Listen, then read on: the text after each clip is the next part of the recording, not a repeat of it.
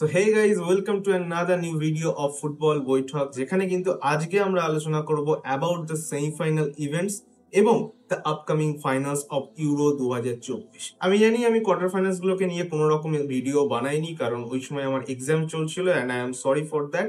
But আজকের ভিডিওতে আমি ওই কোয়ার্টার ফাইনালস নিয়ে কোনো রকম আলোচনা করব না, কিন্তু অবভিয়াসলি আমি জার্মানি এবং স্পেনের যে খেলাটা হয়েছিল সেটার অ্যানালিসিস এবং দ্য আপকামিং জার্মান ফুটবলের ফিউচার নিয়েও আমি কিন্তু আলোচনা করব, এবং তো সেটা একটা সেপারেট ভিডিওতে, আজকের এই ভিডিওতে নয়। সো বেসিক্যালি আজকের এই ভিডিওতে আমরা যেটা আলোচনা করবো যে সেমিফাইনাল গুলোতে আমরা কি কি ইভেন্টস দেখতে পেলাম, কি কি ঘটনাগুলো ঘটে গেল, এবং আপকামিং ফাইনালসে কি কি হতে চলেছে, কারা কারা ফেস করতে চলেছে, কিভাবে ফেস করতে চলেছে, সেটা নিয়ে আজকে আমরা আলোচনা করব। সো দেরি না করে চলো শুরু করা যাক, বাট তার আগে একটা ছোট্ট ইন্ট্রো।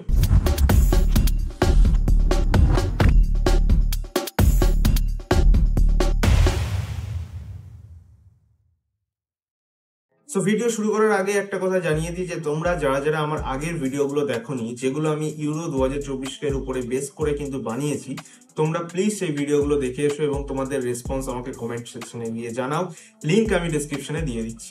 সো চলো আজকের ভিডিওটা শুরু করা যাক। সো প্রথমেই যে ম্যাচটা নিয়ে আমরা কথা বলবো সেটা হলো অবভিয়াসলি সেমিফাইনাল 1, এবং সেটা হলো স্পেন ভার্সেস ফ্রান্সের মধ্যে। What a game it was! মানে Nico Williams versus Jules Kounde, Jesus Navas versus Kylian Mbappe, Lamine Yamal versus Rabiot. What a game, ভাই! মানে সিরিয়াসলি আড্রিয়ান রাবিয়ট, ফ্রেঞ্চ মিডফিল্ডার, এই ম্যাচের শুরুর আগে কিন্তু এক প্রেস কনফারেন্সে বলেছিল যে এই ম্যাচটাকে যদি জিততে হয় তাহলে কিন্তু লামিন ইয়ামালকে আরো অনেক বেটার পারফরমেন্স দিতে হবে। এবং ম্যাচের মধ্যে আমরা কিন্তু দেখতে পেলাম ঠিক অ্যাড্রিয়ান রাবিয়টকে কিন্তু বিট করেই ঠিক তার সামনে থেকে একটা কার্লার শট, যেটা কিন্তু অসাধারণ একটা কার্ল নিয়ে গোলের মধ্যে ঢুকে যায় এবং মাইক ম্যাগনানের কিচ্ছু করার ছিল না, একটা অসাধারণ গোল কিন্তু লামিন ইয়ামাল স্কোর করে। সো বেসিক্যালি যেটা প্রেস কনফারেন্সের অ্যাড্রিয়ান রাবিয়ট চ্যালেঞ্জটা জানিয়েছিল লামিন ইয়ামালকে, লামিন ইয়ামাল কিন্তু চুপচাপ সেটাকে অ্যাকসেপ্ট করে এবং সেটার রিপ্লাই কিন্তু ম্যাচে দেখিয়ে দেয়। What a cold battle it was! মানে সিরিয়াসলি একবার জাস্ট ইমাজিন করো। এবারে পুরো গেমটাকে যদি অ্যানালাইজ করা হয় তাহলে কিন্তু বোঝা যাবে যে স্পেনের সব থেকে বেশি অ্যাটাক কিন্তু করা হচ্ছিল লেফট ফ্ল্যাঙ্ক থেকে, যেখানে কিন্তু নিকো উইলিয়ামস অপারেট করছিল, এবং এই সমস্ত অ্যাটাকগুলো, নিকো উইলিয়ামসের সমস্ত অ্যাটাকগুলো কিন্তু একা হাতে সামলাচ্ছিল জুলস কোন্দে।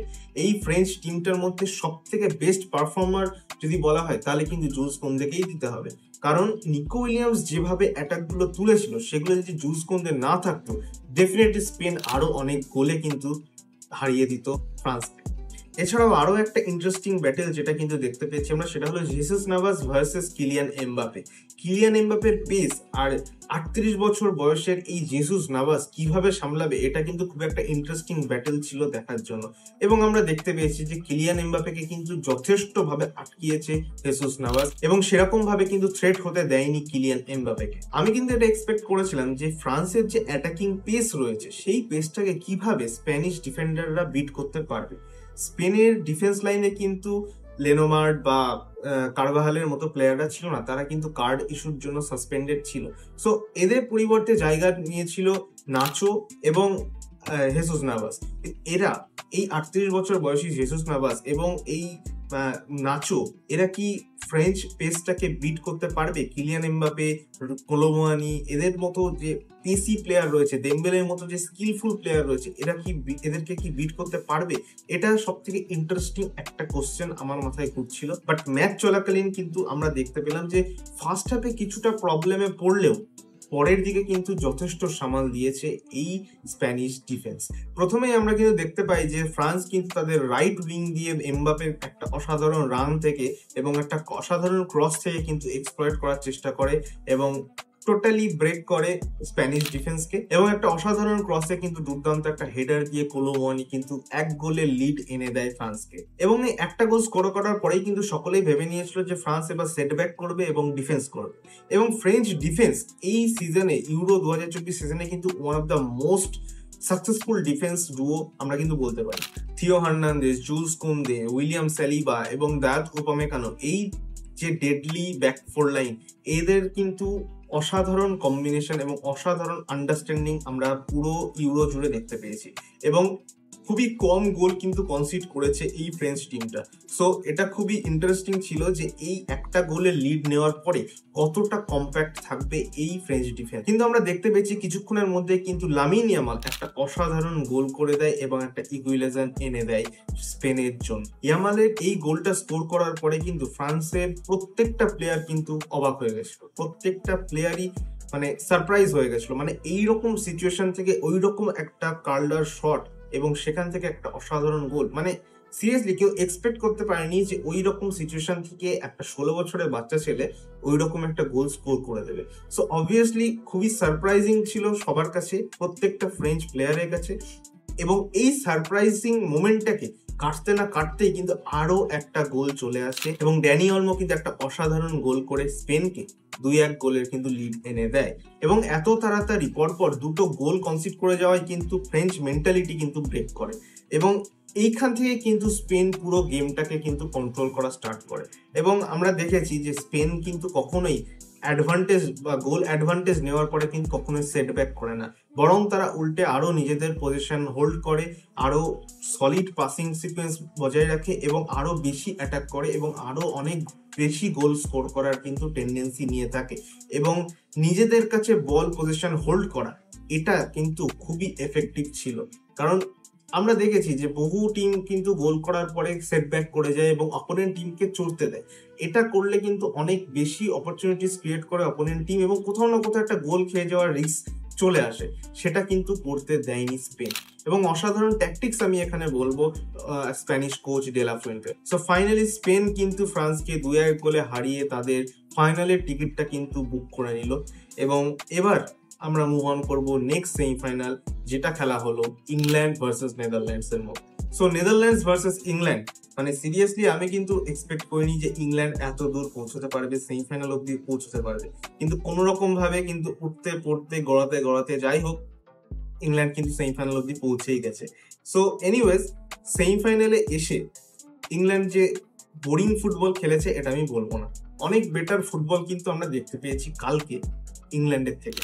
এবং ইংল্যান্ড কিন্তু হারিয়ে দিয়েছে 2-1 গোলে নেদারল্যান্ডস এবং আরো একবার ফাইনাল খেলতে চলেছে ইংল্যান্ড। মানে সিরিয়াসলি একবারও ভেবে দেখো ইংল্যান্ডের এই রানটা, গত বছরের ইউরো অর্থাৎ 2020 ইউরোতেও কিন্তু ফাইনাল খেলেছিল ইটালির সাথে ইংল্যান্ড, এবারও কিন্তু ফাইনাল খেলছে স্পেনের সাথে ইংল্যান্ড। মানে অবভিয়াসলি আমরা অনেকেই আছি যারা কিন্তু গ্যারেথ সাউথগেটকে অনেক রকম ক্রিটিসিজম করি, বাট কোথাও না কোথাও এটাও দেখতে হবে, এটাও কনসিডার করতে হবে যে এইরকম বোরিং ফুটবল, এরকম লেজি ফুটবল খেলেও কিন্তু গ্যারেথ সাউথগেট রেজাল্টস দিচ্ছে এবং you can't deny that.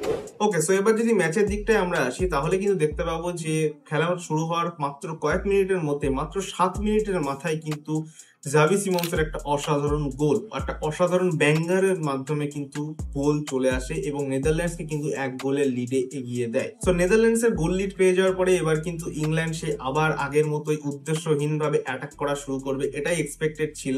But somehow England কিন্তু মাত্র 18 মিনিটের মাথায় একটা পেনাল্টি পেয়ে যায় ডুমফ্রিজের হ্যান্ডবল থেকে এবং ভাগ্যক্রমে পেয়ে যাওয়া এই পেনাল্টিটা থেকে কিন্তু অসাধারণভাবে গোল স্কোর করে দেয় হ্যারি কেন পেনাল্টি থেকে। এবং হ্যারি কেন অবভিয়াসলি পেনাল্টি তো মিস করবেই না, সো এটা থেকে কিন্তু 1-1 ইকুইলাইজার চলে আসে গেমটাতে। এরপরে কিন্তু দুটো দলই অনেক অ্যাটাক করেছে কিন্তু কোনোটাই কিন্তু গোল হয়নি। ইংল্যান্ডকে কিন্তু আমরা অনেক বেশি বল পজিশন হোল্ড করতে দেখেছি দেন নেদারল্যান্ডস, এবং ইংল্যান্ড কিন্তু কালকে যে ট্রাইগুলো, কালকে যে অ্যাটাকগুলো করেছে সেগুলো কিন্তু, যে অ্যাপ্রোচগুলো করেছে সেগুলো কিন্তু অনেক বেটার অ্যাপ্রোচ ছিল দেন প্রিভিয়াস ম্যাচেস, এটা মানতে হবে, এটা স্বীকার করতে হবে। কিন্তু কোনো গোল যেহেতু আসেনি, খেলা কিন্তু একদম শেষ মোমেন্ট অব্দি চলে যায়, 1-1 ড্রতেই থাকে এবং আমি ভেবেছিলাম যে এক্সট্রা টাইম এবং পেনাল্টি অব্দিও কিন্তু খেলাটাকে যাবে। কিন্তু তার আগে গ্যারেথ সাউথগেট কিন্তু একটা ব্রেভ সাবস্টিটিউশন করে, সেটা হলো হ্যারি কেনকে তুলে দিয়ে ওলে ওয়াটকিন্সকে নামানো। হ্যারি কেনকে তুলে দেওয়াটা এটা মানে গ্যারেথ সাউথগেটের কাছে একটা বিশাল বড় ব্যাপার। মানে সিরিয়াসলি কখনো আমি দেখিনি হ্যারি কেনকে তুলে নিয়ে এরকম ক্রিটিক্যাল মোমেন্টে হ্যারি কেনকে তুলে নিচ্ছে, কারণ ম্যাচটা কিন্তু পেনাল্টি অব্দিও যেতে পারতো। সো হ্যারি কেনের মতো প্লেয়ারকে তুলে নিয়ে ওলে ওয়াটকিন্সকে নামানো, এটা করতে পেরেছে গ্যারেথ সাউথগেট, এটাই সব থেকে বড় ব্যাপার। সো এনিওয়েজ এটা কিন্তু খুবই কন্ট্রোভার্সিয়াল একটা সাবস্টিটিউশন হতে পারতো যদি না ওলে ওয়াটকিন্স কিছু করতে পারতো, এবং ডেফিনেটলি গ্যারেথ সাউথগেট কিছু করেছে মানে ভেবে চিন্তেই করেছে। এবং কিছুক্ষণের মধ্যে আমরা দেখতে পাই ওলি ওয়াটকিন্স কিন্তু কোল পামারের একটা অসাধারণ অ্যাসিস্ট থেকে একটা দুর্দান্ত প্লেসমেন্টে গোল করে দেয়। মানে একদম 90+1 মিনিট, যেখানে মাত্র 2 মিনিট অ্যাডেড টাইম দেওয়া হয়েছে, সেইখানে 90+1 মিনিটে ইংল্যান্ড কিন্তু গোলটা স্কোর করে এবং 2-1 লিড নিয়ে নেয়। এবং এই মোমেন্ট থেকে পুরো নেদারল্যান্ডসের মেন্টালিটি ব্রেক করে যায়। কোনো প্লেয়ারই কিন্তু আর গেমে ফিরতে পারেনি, আর না তো সময় ছিল সেরকম গেমে ফেরার মতো। সো অবভিয়াসলি এখান থেকে কিন্তু ইংল্যান্ড কোয়ালিফাই করে যায় ফর দ্য ফাইনালস এবং তারা কিন্তু সম্মুখীন হবে স্পেনের এগেনস্টে। সো ইউরোর আরো একটা বছর এবং আরো একটা ফাইনাল কিন্তু খেলতে চলেছে ইংল্যান্ড, এবং ফাইনাল খেলছে ইংল্যান্ড ভার্সেস স্পেন। কারা জিততে পারে? De la Fuente versus Gareth Southgate, কে জিতবে?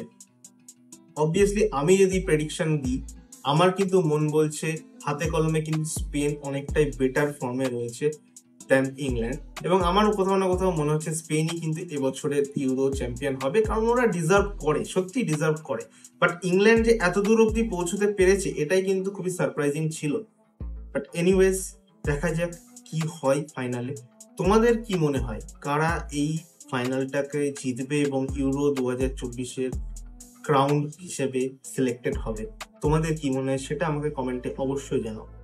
এই ভিডিওটা কেমন লাগলো সেটাও আমাকে কমেন্ট করে অবশ্যই জানাও। আর তোমরা যারা যারা এর আগের ভিডিওগুলো দেখোনি তারা প্লিজ আগের ভিডিওগুলো দেখে এসো এবং আমাকে কমেন্ট করে অবশ্যই জানাও কেমন তোমাদের লাগলো এই ভিডিওগুলো। এবং প্রবাবলি আর একটা ভিডিওই আসবে, সেটা হলো রিগার্ডিং দ্য ফাইনালস, এবং আমি আরেকটা ভিডিও যেটা আনবো সেটা হলো জার্মান ন্যাশনাল টিমকে নিয়ে, যে এরপর জার্মান ন্যাশনাল টিমের জন্য কি হতে চলেছে সেটাকে নিয়ে একটা কিন্তু ভিডিও আমি আনবো। সো স্টে টিউনড আর সাবস্ক্রাইব করো যদি তোমাদের ভালো লেগে থাকে, এবং বেল আইকনটাকে দাবিয়ে রাখো যদি তোমরা সবসময় আপডেটস পেতে চাও। অ্যান্ড কি মনে হয়, স্প্যানিশ অর ইংলিশ?